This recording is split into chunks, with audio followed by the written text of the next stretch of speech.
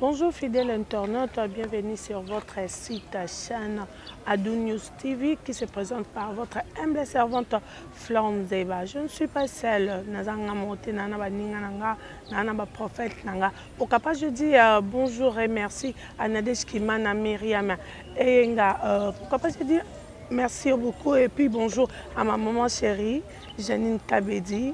Mon papa nalingaka mingi liki kayembe ye mtabota Flore Nzeba nazanga mbote naza plateau na prophète nanga obulingaka mingi o apesela bino ba message ya malamu na ba message oyo échangeaka mitema ya bato lelo tolobela toi na sujet na biso destiné empoisonné. Pourquoi destiné empoisonné? Akolinga alimboyela biso.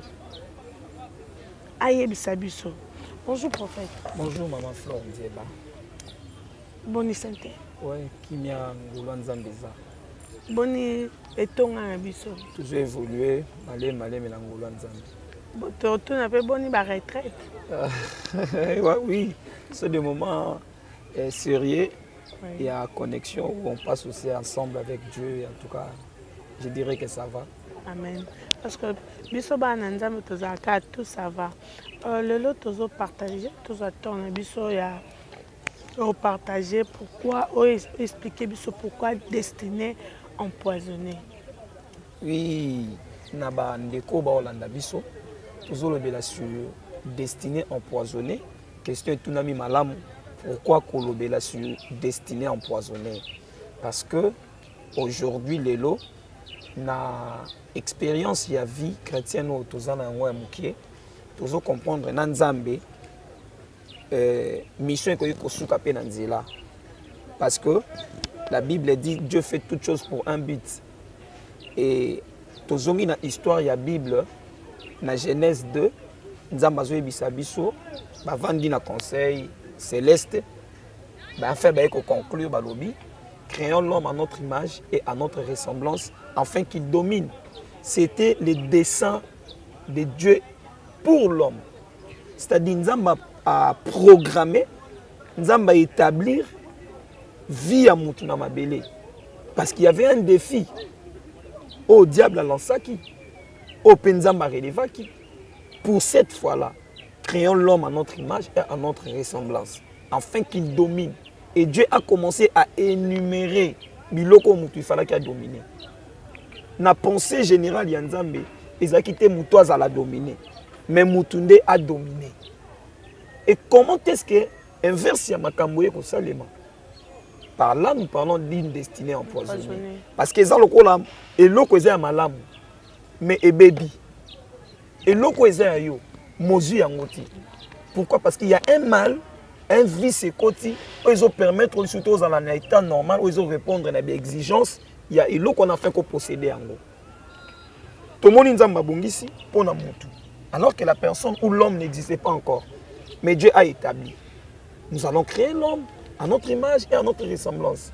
Et après un moment, le diable est venu avec un quota pour empêcher mutu à côté de la destinée naïe. Makambo tozolobela, ça relève tant de choses dans plusieurs axes, dans beaucoup de domaines de la vie. Même dans le mariage. Un mariage peut être empoisonné. Okay. Et aujourd'hui, on parle de divorce. Est-ce que Batoubaobala n'a pas kabwana? Sermani basi tomobali basalaka lors ya mariage. C'est pour le meilleur et pour le pire. Et jusqu'à ce que la mort nous sépare. Merci beaucoup notre prophète. Motori ande niaza empoisonné tam sur na destinée soit na kata foyer na e. En fait on dit maman Flore mabe bomba marate. Mabe et bomba marate. Et puis poison ezakelo comme mabeti. Poison à des fois ils appellent soukali. Poison à des fois ils appellent lengi. Parce que ceux qui posaient zalaka bololo, ceux qui ont tchango na munoko senti que na tchelo comme mabe na munoko. Donc ma bé c'est aussi beau à voir, c'est aussi bon à manger, c'est aussi beau à posséder. Mais il y a une intention. Dans un cas exemple typique, aux fiancés, na mobile nous avons moyen, vous préparez mariage na bino, libala wana pona yo Flore est un sujet à bénédiction. Mais tu as une petite amie ou tu as un ami, une amie, ta copine, elles ont vouloir yo pona libala wana. Et elle sera là. Mission na ye et zalakaka a détourné yo. Et rozalakaka a tourné yo. Et par là, il y a aussi des personnes vivantes, mais en rôle de poison. Mais aïe boye, ce qui Flore à côté na libala wana akobonga. Ce qui nani asali boye akobonga. Et qu'est-ce qu'elle va faire? Akoya, abandi, azu numéro na mbali na yo, to aluki connaissance mo ba yebani proche et à détourner yo, à détruire yo. Oye ka boye du coup, mobala comme on repousser yo, alingi se consentir yo te empoisonner côté. Donc, vie à Moutou et koki ko souka na nzela. Vie à Moutou et koki ko beba. Par là, Dieu nous a inspiré de parler d'une destinée empoisonnée. Moutabe barandenge ni. Moutabe baka soki mabe koti. Soki mabe wana koti. Est-ce que yé moko miye bake destinée na ngai ko mabe? Mais oui, alors qu'on est en train de parler ainsi, il y a certaines personnes qui sont averties, ils vont commencer à détecter. Oui, quand est-ce qu'on remarquait que Makamangwe baby, lorsque les choses allaient bien, et ce ralenti comme au côté, ce qui est irrégularité commis, tu vas remarquer que la personne était comme ça, elle est devenue comme ça. Du coup, ma bécoti, et un esprit averti, il va prendre des dispositions. Et c'est ce que Dieu nous a amené, ou il nous a conféré comme mission, lorsqu'on est en train de parler d'une destinée empoisonnée. Ce que nous avons appelé antidote, oye kolongola to ekobikisa mutu to destiné on en empoisonnement wana des messages to ekomemela le peuple de Dieu ezolanda biso na likambu boye na domaine ya musala eloko boye beba on ne peut pas ignorer, nous sommes dans des familles africaines, précisément au Congo, on connaît tous les réalités africaines. Comment est-ce que ceux qui mutazo ont ascension, comment est-ce que ceux qui mutazo mata et la jalousie qui naît, la sorcellerie qui interviennent afin de briser l'allure ou l'élan que la personne a pu avoir. Et par là, nous sommes en train de parler d'une destinée empoisonnée. Vous voyez un peu? Quelqu'un qui a eu du boulot, il y a Sika. Abandi ko s'organiser, abandi ko somba bamituka, abandi ko somba bandaku, et oko remarquer ni neve, ndeko, mama, papa, aye, oh akufi, oh musale baby. Et ça ba réalité, oh tomonaka. Nde yango nzamba révéler biso. Parler de ces choses parce que ça bat son plein, parce que ça rage. Dans les pays, il y a plusieurs familles qui subissent de l'empoisonnement de destinée. Sur la destinée empoisonnée, ils ont réel, ils ont vrai, que vie à Moutekoï Kobeba. Dessin et beba kate koufakate. Mais destinée et koufaka. Méthode, mécanisme, oyo moutazo procéder pour que atteindre dessin naïe et koufa. Par rapport aux réalités, na ba famille otobotami, na makambo ba environnement otozali. Vie à Moutekoï Kobeba. Et puis, empoisonnement à destinée, ça part de génération en génération. Okay. Et l'eau, on va subir les lots, et ça, peut-être, on va banditer, on va cause n'angoti. Mais parce que virus, moko, est kotaka na libota. Empoisonnement, on a le les anons sauvé, le les bika na noté. Continuité n'ango ezali. Beaucoup de gens subissent, ma conséquence, il y a empoisonnement, il y a destin, moko et bebaka, kala. Et aujourd'hui, Dieu nous a inspiré d'apporter ces messages au peuple de Dieu qui nous suivent de partout où vous êtes, qu'à comprendre, une destinée peut être empoisonnée. Empoisonnement à destinée, il y a plusieurs sortes d'empoisonnement, ou il y a plusieurs sortes de poisons. Et Dieu en a ma façon embellie. Ça vient par la sorcellerie, ça vient par les comportements, ça vient par plusieurs facteurs. Jérémie Zoloba, tu perdras ton héritage par ta propre faute. C'est-à-dire, et l'autre imprudence qu'on commettre dans la vie, écoutez, venez mobimba. Choix, fréquentation, langage, caractère, et ça vice moko le diable peut en profiter quand on a vie à mutu pour détruire destinée à mutu. Maman Flore makamto zoloba et ça vrai. Ozomona mutu mususu. Azo vivre na kati ya famille moko oyo poison ici ezala. Nanzela ya bakombo poison ici ezala. Nakati hotelo moko lobi bien. Est-ce que mon destiné à monter cause à empoisonner pe na kombo kaka? Ah oui, ah oui. Ah oui. Ezalaka hyper important ya koyeba. yango soki ezalaka na influence te nzambe alingi achange Abraham te achange Abraham kombo parce que kombo azalaki nango liboso ya Abraham ezalaki na liaison mosusu parce qu'il sortait déjà d'une famille polythéiste, c'est-à-dire son papa croyait à plusieurs dieux.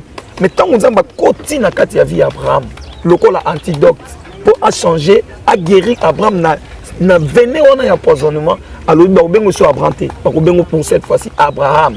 C'est-à-dire kombo pe eza na influence kombo pe eza poison diable akozaka kombo mo bapesa yo lelo na traité kamoko il y a fille moko boye mona mwasa na benga papa vie nanga makambo ezo simba te na sala bozo simba te ba fiancé kili o aye à l'occasion de rien azo kimanga azo boyanga mais na ko prier nzambe Dieu m'a révélé que cette fille a un problème de nom kombo na ye elakisi vagabondage. Okay. C'est-à-dire vie ya mwana mwasi wana mobimba akotikala kozwa stabilité te dans tous les domaines oyo akoki kosala na mokili akotikala kozwa stabilité te. Pourquoi vie na ye eza détruite par rapport à Kombo Azomema. Dans le vagabondage, on voit l'instabilité. Et tu sens que la fille a compris que papa Makamunangé aussi mbati. Nous avons un message au Yozola Nangai pour comprendre. Na domaine nini, vie na est infecté na poison. Na domaine nini, Makamunangé aussi mbati. Si tu fais des analyses, si tu restes au sali rétrospection à vie, on peut remarquer quelque part ma beza. Maman Flo makambo na lobana yo via mutebe bakeza solo. Oyebi to mona na mboka na biso. Tu sens que ba joueur na koto na domaine wana. Ba beti ya ndembo. Momo na mwana zokola na elan na talent na ye. Ba yeba ebisi to fula yo. To peso kisi pour que o mata. Diable pesa ke lo malamu te. Diable pesa lo malamu te. To peso kisi to fula po mata. Ba zui ngana zui ba kawana na traité ba ka ba joueur. Ozomona ke mutaye papa balatisanga kolan kolan wana bapol ezaka ya kopola balatisanga ngosina babiloko nini mais nenga lata kolan wana zobeta bali ndenge succès nezomata. Mais pour preuve je peux vous envoyer à faire des analyses ou investigations. Vous allez comprendre que la terminus il y a des célèbres joueurs na biso à Congo. Ils ont pu acheter des maisons, ils ont pu acheter des voitures, mais vous allez remarquer certains aujourd'hui se retrouvent des piétons. Vous allez vivre aujourd'hui leurs conditions sont médiocres. Mais pourquoi? Parce que Azalaka infecté. Lobby n'est peut-être la meilleure sans fétiche. Mais qui s'y a quelque simba et baby si na imobimba. Succès à court terme. Période moto zaka aka na bamboka na biso oyo au courte joie na matadi. Tu sens quand même le slogan est déjà courte joie. Mais bat pas kende. Bat ba okende. Pour une courte joie. Alors que la joie que Dieu donne, dire éternel. Courte joie kasimi pekisi. Peut-être qu'il y a une matière fécale, qu'il y a ainsi de suite. Et ça, empoisonnement destiné aux autres, peut-être au salaire. Et ça, empoisonnement destiné aux autres, mais fais l'analyse sur ta vie, sur ta marche, comment est-ce que tu as marché. Bah, fika de l'autre, pour ça Android, pour ça il y a LG, pour ça iPhone, pour ça il y a moi Catch. Alors, on a papa moi soukolaka. Oh, grand prêtre mon robot à Sarah Makambo. Mais tant que vous kende, okende kozwa. Et bon oya zui pa na yo. Le diable te donne ce qui est moins que ce que tu as. Et tant qu'on peut se bongo, on peut se cadoter, azo empoisonné destiné na yo. Oyo nyonso zwa na nzela ya irrégularité za poison. Et bien dans le domaine il y a poison, ton na ba sorte il y a poison, il y a des poisons na dose moko ya retardement. C'est-à-dire aux un poison mais poison retardé. C'est-à-dire les lotés. On vivre dégradation. Nazala ki boye nazo kita. C'est qu'on a une autre non déjà na poison. Bon na katinete ya libala, on a bateau ezaka abali on a 3 mois 4 mois mariage on ezate. C'est que peut destiné na epeza empoisonné. Destiné en fait eza nzela nyonso ezo mema mutu na bonheur na ye. Eza eloko nyonso ezo mema mutu na définition ya vie na ye. Ce qui présente dans le domaine du mariage, on peut remarquer, virus wana ya poison, kati na mutezo sala. Par là tozo lo baboyi. Virus musu bakoyi ko injecter mutu loko la poison.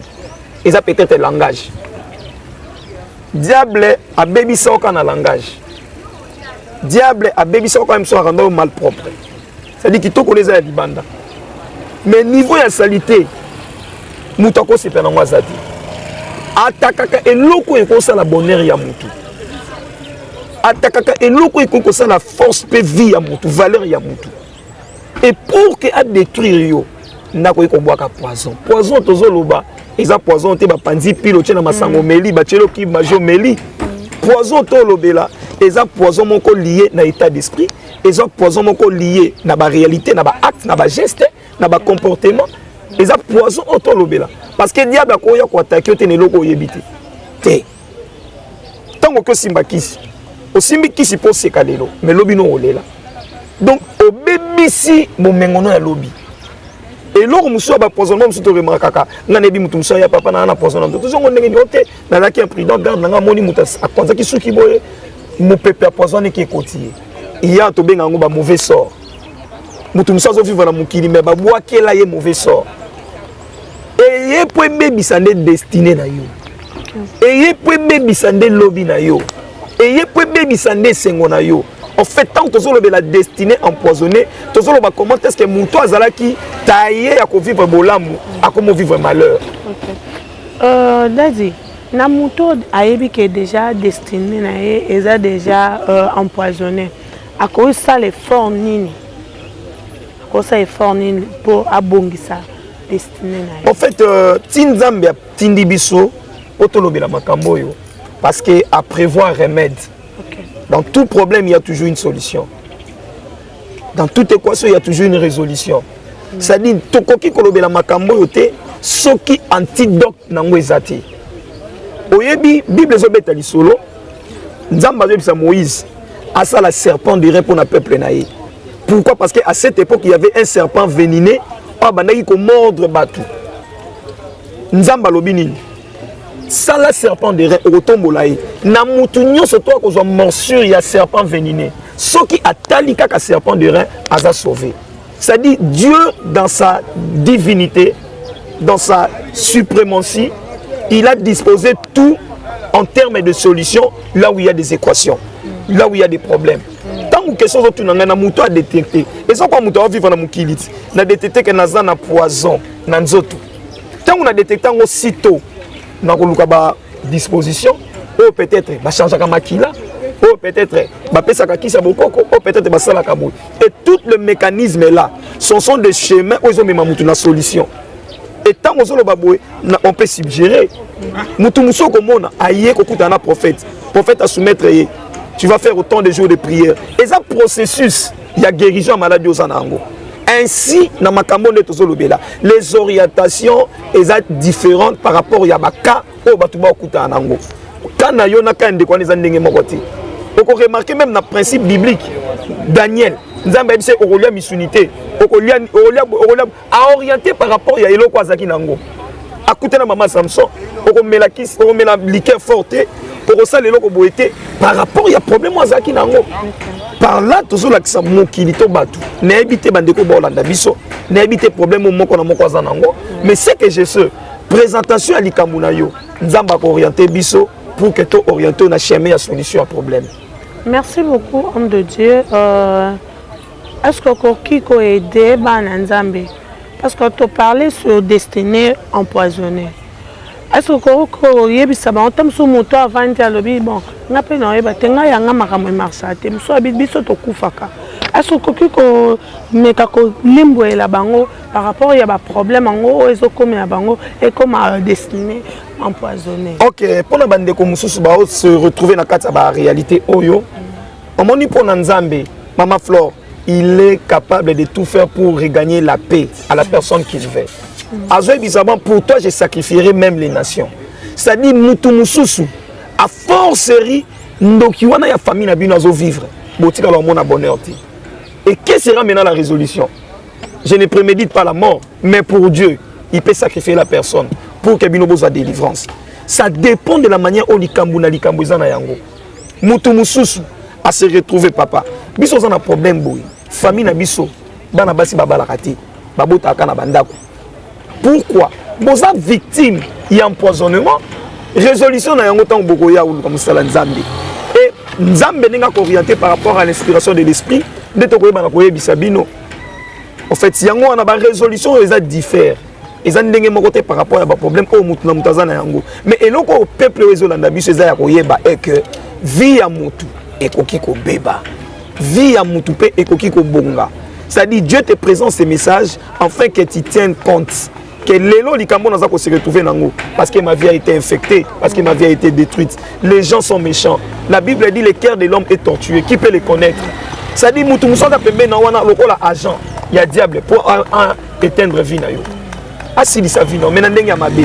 Nzamba ebisi mutu afin qu'il a dominé. C'est-à-dire il a établi le bonheur, il a établi la bénédiction, il a établi la richesse. Mais mutu aza pembe no peut-être un esengo na ngote. Abomi vie na yo ekufi.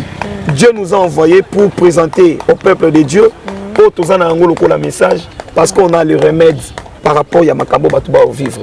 Vous en avez un domaine, il y a mari de nuit, vous en avez un problème, il y a chômage, vous en avez un problème, il y a stérilité, vous en avez un problème, il y a chômage, vous en avez un problème, il y a sorcellerie dans la famille, vous en avez un problème, il y a finance bloquée. Nzambe akoki ko restaurer vie na yo. Merci beaucoup Nabalandi Nyonso ya Adu News TV. Daddy, moto aza un problème pour abenga yo tam so kokolo bango boeta kokokoma ngote akobenga na numéro nini? Bandeko bolanda biso, vous avez des problèmes, probabilité ça ya ko un numéro nanga de partout où vous êtes, c'est le plus 243 81 550 40 50 plus 243 81 550 40 50 plus 243 85 30 477. On a son mutabengi à jouer Mbalamoko. Il y a aussi mon numéro WhatsApp là-dedans. Ok. Merci beaucoup, papa. Zama Pambola. Nabi que prochaine émission, tu vas continuer. Nabi que barobenga, barolo baba problème là bas et puis au bon dépôt na bango nzamba ozope lokumu. Amen. Merci beaucoup. J'espère que vous avez ébélé à Kolanda biso na bana Adu News TV. Et puis, vous s'abonnez vraiment massivement. Soyez lelo. C'est que l'obit au monde. Na lingi bino nyoso mingi. Bye.